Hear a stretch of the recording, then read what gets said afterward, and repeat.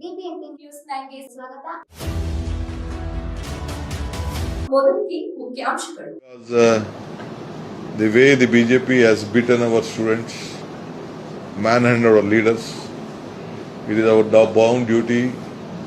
Constitution has given us rights to protest, raise our voice, issue. All our students and children have been beaten. We don't mind if they beat us. It is not our own children. Our children of this country, they are working very hard. They wanted to have their own future. But BJP government, as I think all of them are seeing dark. So they are protesting. They are asking justice. So we want the resignation of the Honorable Minister.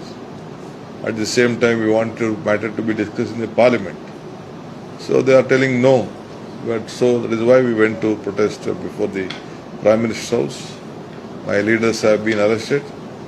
When they wanted to arrest me, but Rahul Gandhi said you can't touch him. So they did not touch me.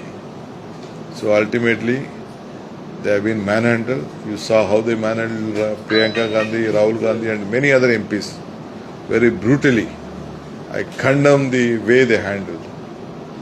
He was just ordinary, he was just sitting there, he was not disturbing.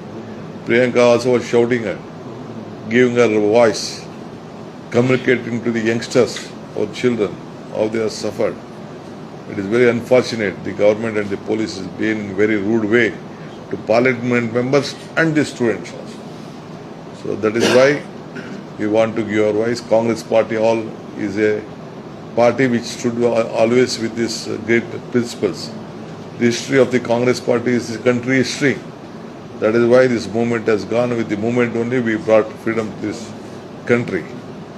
That is why we are fighting for the students. We want it to be discussed. We want the minister to tender his resignation. We want an apology from the country leaders, including the Prime Minister, the way they have mishandled the children and the parliament members. Rahul Gandhi is not individual. He is a leader of the opposition with a constitution position. So the way they have handled is very unfortunate. It is a shame on Indian democracy.